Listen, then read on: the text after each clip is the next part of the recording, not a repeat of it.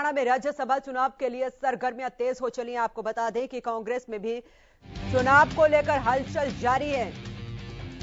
चिंतन शिविर से लौटते ही राज्यसभा को लेकर खींचतान भी शुरू हो गई है। बड़ी जानकारी आप तक पहुंचा रहे हैं। हरियाणा में एक सीट के लिए कांग्रेस का कई दावेदार हैं और पूर्व अध्यक्ष कुमारी सैलजा और रणदीप सुरजेवाला का नाम सबसे आगे। तो बड़ी जानकारी आप तक पहुंचा रहे हैं। हरियाणा में राज्यसभा चुनाव के लिए सरगर्मियां तेज हो गई हैं। आपको बता दें कि राज्यसभा की 57 सीटों के लिए चुनाव होंगे और इन में से 2 जो हैं वो हरियाणा की राज्यसभा सीटें भी शामिल हैं।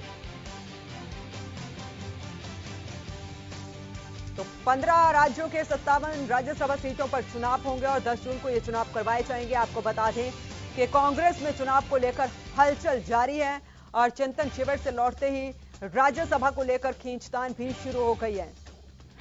हरियाणा में एक सीट के कई दावेदार नजर आ रहे हैं। कांग्रेस में पूर्व अध्यक्ष कुमारी सैलजा और रणदीप सुरजेवाला का नाम सबसे आगे हैं।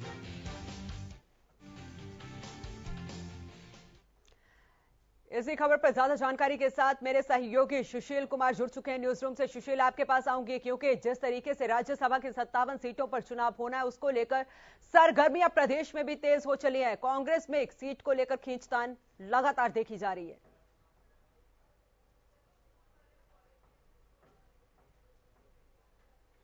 सुशील, आप मेरी आवाज सुन पा रहे हैं? जी जी जी अनु जी, जिस तरीके से 15 राज्यों में 57 राज्यसभा सीटों पर चुनाव होंगे 10 जून को उसको लेकर अगर प्रदेश की बात करूं तो 2 सीटों पर प्रदेश में भी चुनाव होंगे। कांग्रेस में लगातार सीटों को लेकर खींचतान जारी है।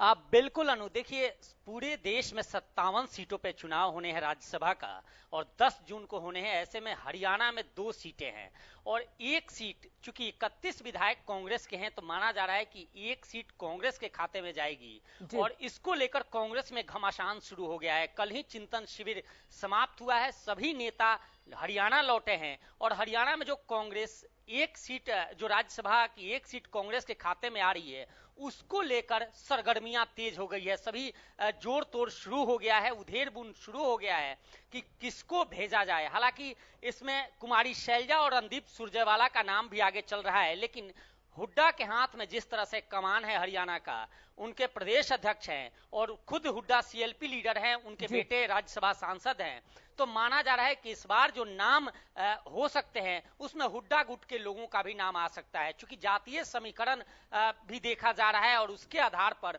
यह देखना है कि किसके ऊपर कांग्रेस मुहर लगाएगी। हालांकि बेहद ही दिलचस्प होगा और दिलचस्प इस मायने में भी होगा कि 2016 का जो चुनाव हुआ था राज्यसभा का, उसमें सबने देखा था कि कांग्रेस के 14 विधायकों ने किस तरह से अपने जिनको वोट करना था, आर के आनंद को, जो इनेलो और कांग्रेस के संयुक्त प्रत्याशी थे, उनके साथ किस तरह से कलम का स्याही चेंज हुआ और टोटल वोट गलत साबित हुआ और फिर सुभाष चंद्रा राज्यसभा सांसद बन गए थे। तो निश्चित तौर पे इस बार इस तरह की कोई परेशानी ना हो, इस तरह की कोई घटना सामने ना आए और कांग्रेस का जो प्रत्याशी बने वो राज्यसभा जाए, इसको लेकर भी अहम नजर है, सबकी नजर है।